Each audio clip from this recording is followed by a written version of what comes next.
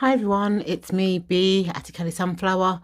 So I thought I'd hop on today and share with you a deck that I've been working with since the beginning of the month of October. And it's called the Melanade Stands Tarot by Photane Felicia Foxworth. So let's crack on. I think I'll start off with the guidebook to begin with. So I bought this deck from the Little Red Tarot shop, and it actually came with a PDF printout. But what I've done is that I made it into like a booklet through Lulu Books. Excuse me. So I'll just read you a bit about the note from the creator. It's 64 pages. Okay, so let me read a bit from the author's note. So it says here, Melanade Stand Tarot ebook. And she says, thank you for purchasing Melanade Stand Tarot card deck and ebook. Your support is greatly appreciated. Then she says here, Melanade Stand Tarot, formerly named the Brown Girl Tarot, is the world's very first non-illustrated, fully photographed classic tarot card deck, entirely inspired by women of colour and re-imaged through the eyes and spirit of a melanated woman. Melanade Stand Tarot celebrates and represents the divine feminine and beauty and diversity of brown and black women. Every card is an art directed to emphasize the care, sacred messages of tarot with a modern brown girl spin. The Melanated Stand Tarot deck includes 78 artfully designed and digitally compressed photograph cards, including oil suits of the major and minor arcana. And this talks a bit about the tarot practice. So it's got here a bit about the team. So the creator and art director is Photane Felicia Foxworth. So the photographer here is Brad Ogunbona. And when it gives a reference to a photographer called Kindi Wally, and he was a photographer of the infamous Barack Obama official portrait.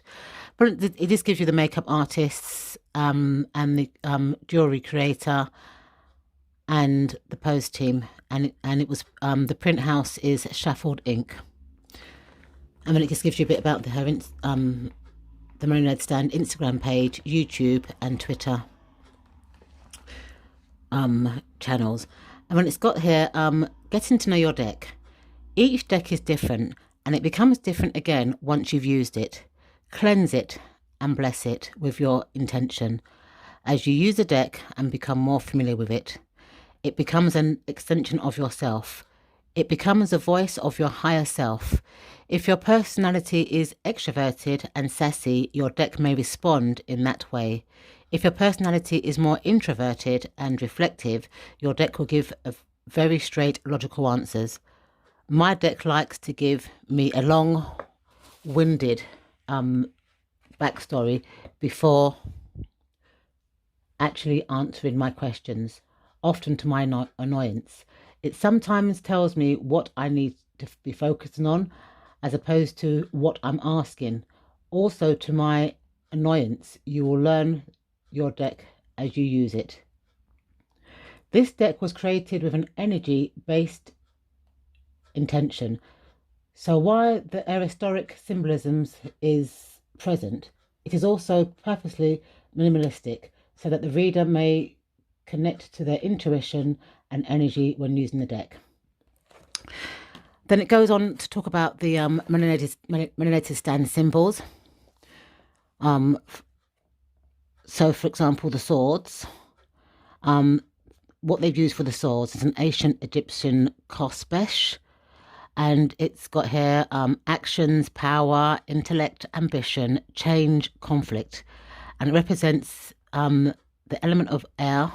Astrology is Aquarius, Libra, and Gemini.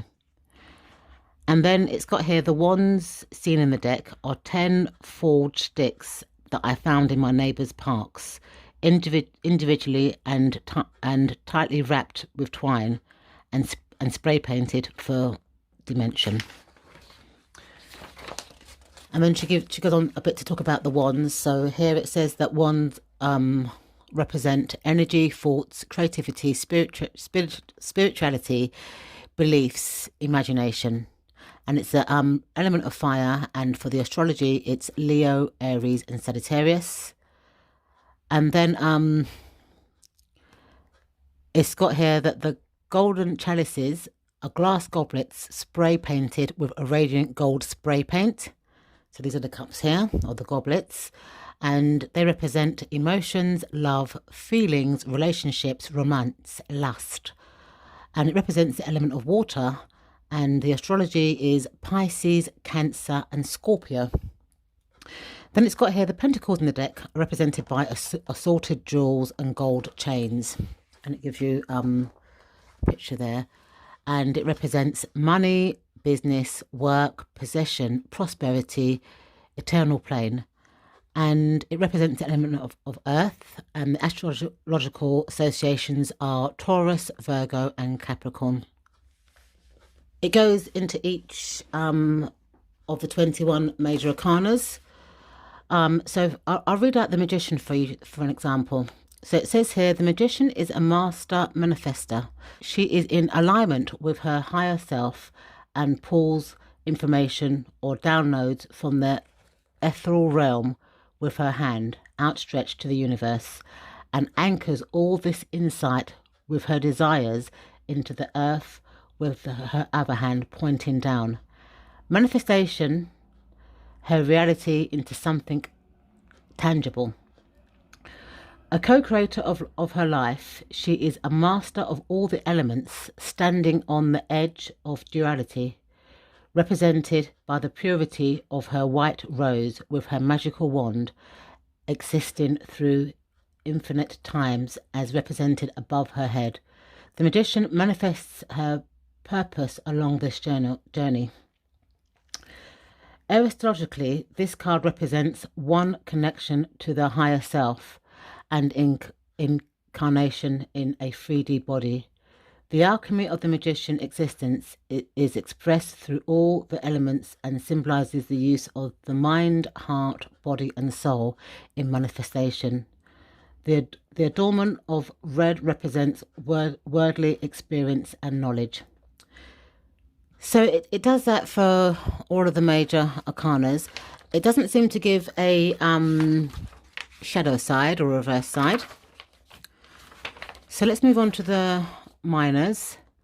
So it's got here minor arcana in numerological order.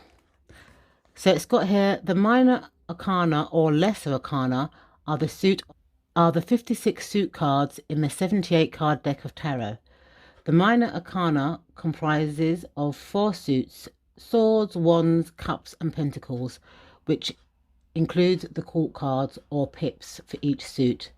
They can represent your own personality traits or literally people in your life. Each of the numbered suits starts at ace, and she's got in brackets 1, and goes to the end of the cycle. And she's got here 10. Consider these cards as the baby steps that we take through the life towards growth within every major archetypal lesson, role, or condition. So she gives pictures of the court cards for each of the suits. Here. Then she actually talks about the court cards. So the first court cards she talks about are the court cards in the suit of swords. So I'll just read you out one for an example. So it's got here the Page of Swords. This figure is young and wet behind the ears, full of eagerness and zeal. The Page of Swords is usually ready to learn, shares opinions, and outspokenly shown off skills and knowledge. They are idealistic, passionate, and energetic. Usually the Page of Swords is the life of the party, laughs and lives out loud, and is somewhat of a loose cannon.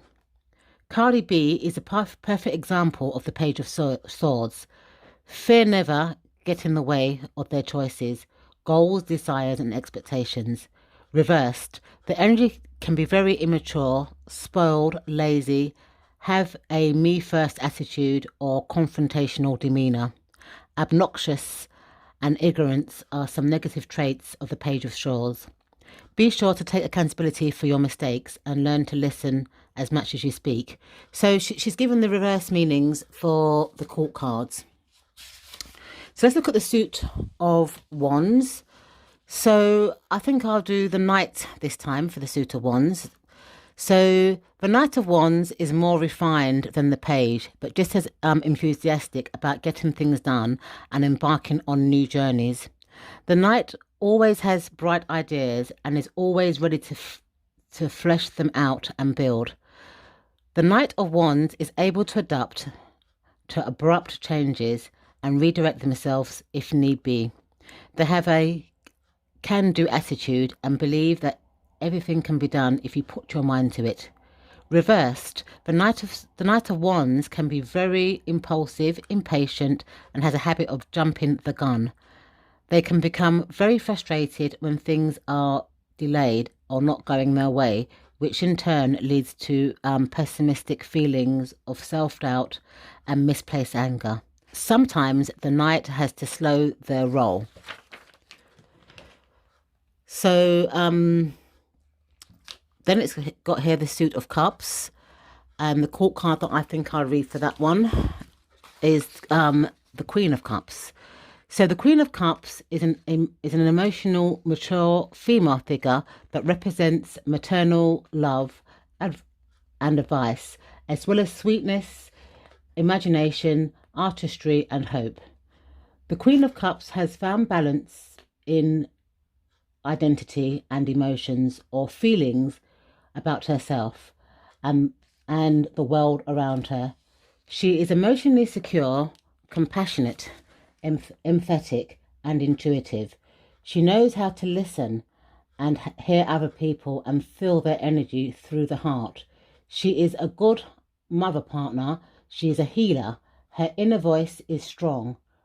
Reversed, she is emotionally immature and irresponsible. She might be codependent. In order to deal with life's ups and downs, she might drink too much or find comfort and not be present within the body and detached from her emotions. She may succumb to superficial sexual connections. Okay, and then for the Suit of Pentacles, court cards, I'll just give you what is written about the King of Pentacles. So it's got here, the King of Pentacles is a masculine energy that makes sure that they are well taken care of materialistically. He likes stability and control and the ability to provide for his family. The King of Pentacles always has a positive cash flow and is always getting to the money. With a flamboyant personality and boss mentality, the King of Pentacles puts his reputation, appearance, livelihood on a pedestal. He is very ambitious, successful, and achievement-orientated. As a person, he can represent someone who is famous and rich. Reversed, he can be egotistical, greedy, and authoritarian, a ballbuster, and obnoxious. His finances are not secure. He is always chasing a check, and he is willing to participate in schemes. His ego can be the biggest downfall if he doesn't keep it in check. Then it goes on to the 10 cards of each suit. So these are photographs of swords, wands, cups, and pentacles. And then she talks a bit about so for example here, numerical suits, Suit of Swords, and then she talks about the Ace of Swords. She gives keywords, like for example, for the Ace of Swords, the upright is raw power, victory, breakthrough, mental clarity, new ideas, feeling motivated, new lease of life, courage to take action. And reversed is confusion, chaos, lack of clarity, blockage, feeling in the dark, inaction, lack of confidence, and unmotivated. And then she gives some meanings. I mean, she also talks about the people in the or the actors in the card as well, in terms of their position and how it can relate to the card. So she does that for all of the suits and each card. And I like the way that it's written. It's really kind of well written and easy to absorb. So this is a PDF, which I made into a paperback book. Okay, so let's move on to the cards. Okay, so the cards came in this red velvet drawstring bag with no box. But the only issue that I have with it is that it doesn't actually fit the cards. So if you can see, it's not really tall enough for the cards. And one of my cards did actually get damaged. So I contacted Beth from the Little Red Tarot and asked her to send me another one because I thought it was possibly just a bad batch for me. And Beth said that they were all like that. So what she done, she gave me a choice of 2 bags. I think it was a white cotton bag and a gold bag. So I chose the white cotton bag and she sent this to me. So I will be putting these cards in here. This is organic cotton. Once I finished making this video. And it also came with a card. I'm not quite sure what deck this is from, but I'll be using this as a bookmark for my PDF stroke guidebook. High Priestess card. Okay, so let's open up these cards and flip through them with you. So these are the backs of the cards, and as you can see, it's got each of the suits there. So it's got the cup, the pentacles, the wands, and the swords. They're not reversible. Now, in terms of size, if I compare it to a regular Rider-Waite-Smith deck, they're about the same size. And they've got like a sheeny kind of finish. So let's turn these cards around and do a flip through with you. I'm just going to bring the camera closer as well. Okay, so the first card that you get is a title card, which actually got bent in the smaller bag. So it's got here, Melanade Stand Tarot is the world's first real-life, non-illustrated tarot card deck that is exclusively for women of colour. I mean, it just gives some of the people that were involved in it, and it gives you the an email address, a logo for Instagram, YouTube, and Twitter. Okay, so the court cards are not numbered. It does have the name of the archetype, but they're not numbered. So people that are beginners and don't know the order of the major arcana might find this a challenge. So you've got the 4, stepping into the unknown with her dog and her flower. I mean, and the guidebook does go into the meanings as well of the symbols that are in the cards. The Magician, she's got the Infinity above her head and all the tools or all the suits. So, you can see the swords, you can see the cup, you can see the wands, and she's wearing the jewelry, which is represented in this deck as pentacles. So you've got the High Priestess, and she's in between the 2 pillows. She's got the moon above her head, pomegranates as a fruit, her book, and etc. I think it is based loosely on the Rider-Waite-Smith system. So you've got the Empress with her baby, and this looks like a garden kind of background. The Emperor, Benank there, it's got a very kind of masculine, to me, body language, quite upright posture, looks quite strong and positive. Then you've got the Hierophant, and you can see the keys in her hands. The Lovers.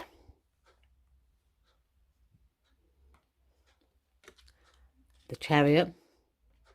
So you can see the black and white Sphinx. Strength. The Infinity around her head, and she's showing it in a strength in her ballet kind of pose. The Hermit.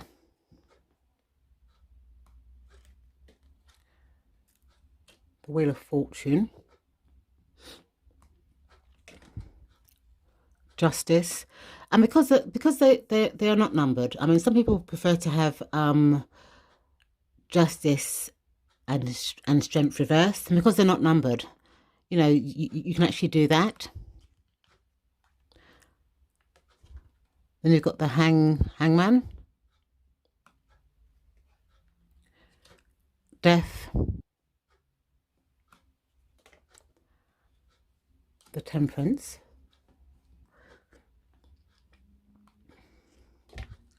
the Devil. So you can see that she's bound. She's got red on, bat wings and stuff. The Tower. I guess this is supposed to emanate lightning.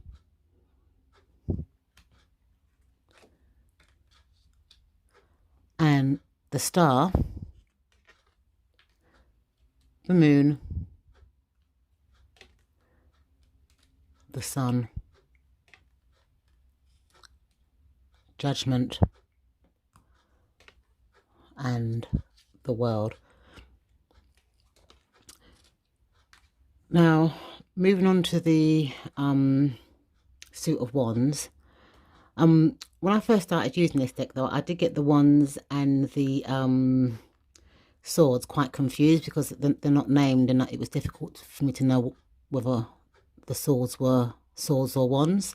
So you've got the Ace of Wands. You've got the Two of Wands. Three of Wands.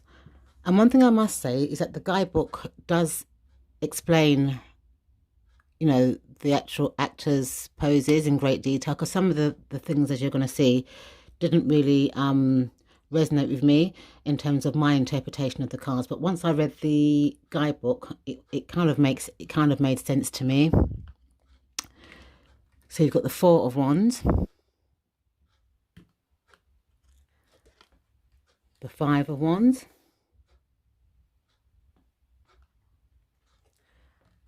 the Six of Wands, Seven, 8, 9 of Wands,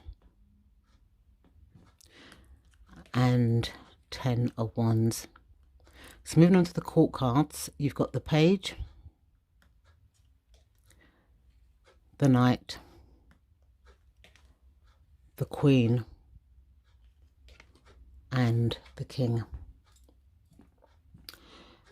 So moving on to the Suit of Cups, you've got the Ace of Cups, the Two of Cups, the Three of Cups, the Four of Cups, the Five,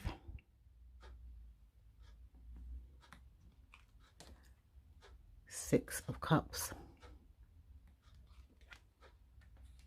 7, 8 of Cups, 9 of Cups, and 10 of Cups. Let's move on to the court cards. You've got the Page, the Knight, the Queen, and the King. So this is the Suit of Swords, and as you can see, when I first used this deck, I couldn't tell the wands from the swords, but the swords are kind of got like a curve to them. So this is the Ace of Swords, the Two of Swords, the Three of Swords, the Four of Swords,